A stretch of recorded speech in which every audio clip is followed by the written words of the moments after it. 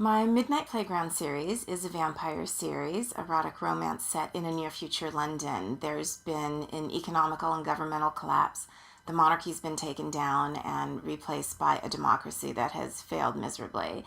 So the citizens of London and all over Europe actually have been rioting. There's been bombings. Everything's just falling apart. There's no public services.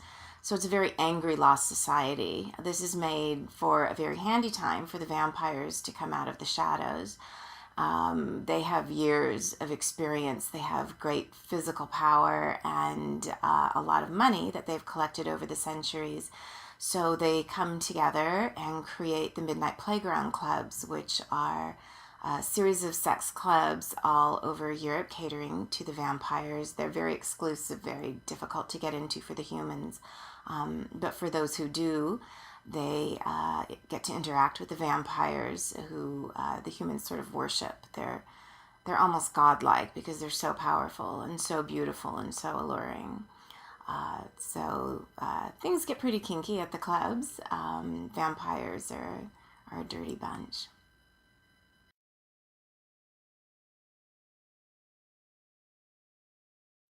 I actually did not originally intend this to be a series. It was just going to be the one book, The Seeking Kiss. I really hadn't written any paranormal. I had been writing a lot of contemporary and BDSM and some menage, but I hadn't really gone there. And the characters just really drew me in.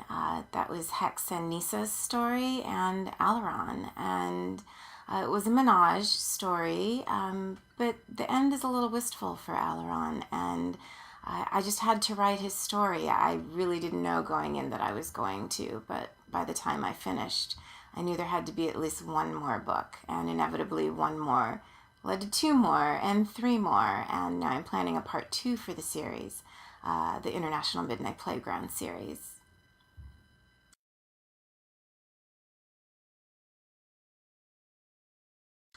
Well, I wanted to do something different from the contemporaries I'd been writing for ebooks and in New York. And vampires have always had a certain mystery, sort of intrinsic sensuality. I've always loved vampires, vampire movies. I watched Dark Shadows as a kid, loved Anne Rice's vampires and still do.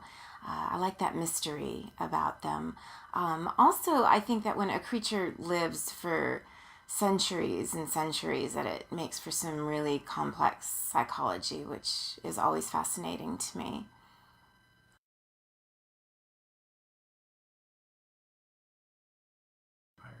There's a lot of BDSM in my vampire series. You know, they're very sexual creatures, and everything about them is extreme. They're extremely beautiful. Their hungers are extreme. Their desires are extreme.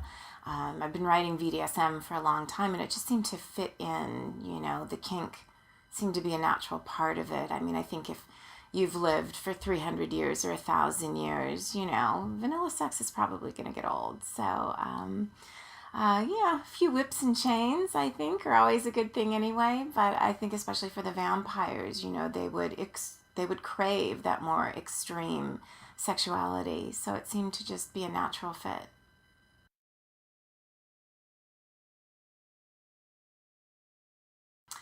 Every author has a different mythos for their vampires, and mine's a little bit different, I think, than some of the others. For one thing, my vampires don't sleep. They don't go into a coffin at night or have to go underground. In fact, they can go out in the daylight, which enables them to move around the world a little bit. And I think ultimately that makes them a little more powerful uh, because of that freedom to move around the world. Also, my vampires breathe, and so one of the ways that you can kill a vampire is by drowning them. It's also one of the ways that a vampire can kill themselves, and there are a few storylines referring to that in the series where vampires die by going into the ocean and not coming out again. And I love that sadness that they can suicide. I think one of the things about vampires that's so enticing is that someone who has lived for so many centuries has been through a lot and lost a lot and seen more than any human being can possibly imagine. And that's part of my mythos too, that some of the vampires after a number of centuries become sort of world weary and depressed and lethargic, and no matter what they're offered, blood or flesh or sex, nothing can sort of tempt them out of it. And that also will definitely come into play for some of my characters.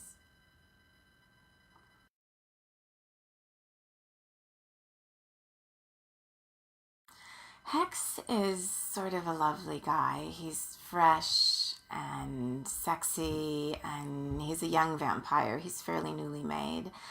He appears in The Seeking Kiss and falls in love with Nisa, who comes to the Midnight Playground Club looking for vampiric company for the Seeking Kiss, which is when a vampire drinks from a human. It's a very big part of the sex play between them. And ultimately, of course, they seek out the turning kiss, which is when they are turned into a vampire. Hex and Nisa's coupling is very emotional, and he's very, very protective of her, which I find incredibly sexy.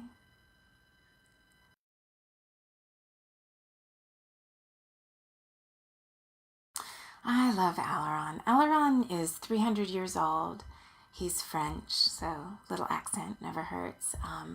He also appears originally in The Seeking Kiss and is part of the Triad, along with Hex and Nisa.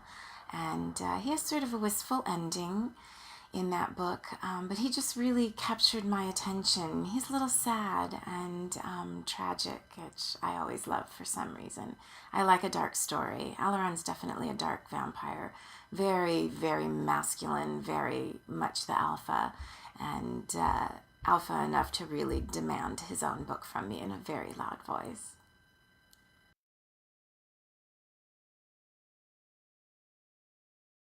Constantine and Luca appear in The Turning Kiss. They're a bonded pair of vampires from Russia, and they've been together for a few centuries. They're a very emotional pair. In that book, they interact with Ilana and Callum, who are both human, and there's a lot of great interaction. One of the things that I love about Constantine is he's a very powerful vampire, and he's very ancient, and there's something very animalistic about him. In fact, he can't be trusted with a human on his own. When he has sex, he just sort of loses it. He gets very, very animal, very primal, and Luca has to physically hold him back so that he doesn't tear the human apart. Luca is sort of his counterpart. He's very gentle, very loving, very defensive of Constantine's uncontrollable appetites, and I find him very touching, and I think readers do too.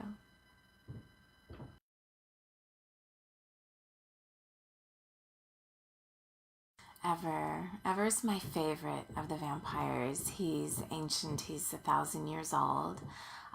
He first appeared in Bloodsong, then he showed up again in The Turning Kiss, and finally I've written his own book, Eversong, which will be out October 2011. There's so much more to him, though, that I also had to write a prequel story about his Viking origins and the beginning of the Midnight Playground, and I'm self-publishing that book in August 2011 in Ever the Turning.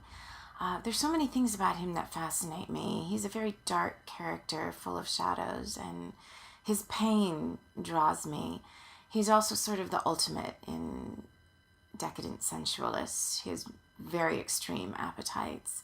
He needs a lot of partners, a lot of sex, a lot of human flesh, a lot of vampire flesh, a lot of blood. There's also something a little scary about him. He's very remote,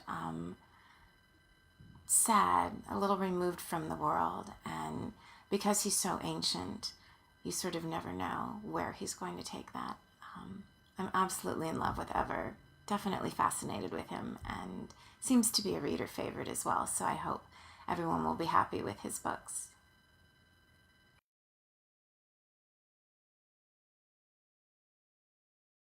Absolutely. I'm just too fascinated with my vampires, and there's a lot more to explore.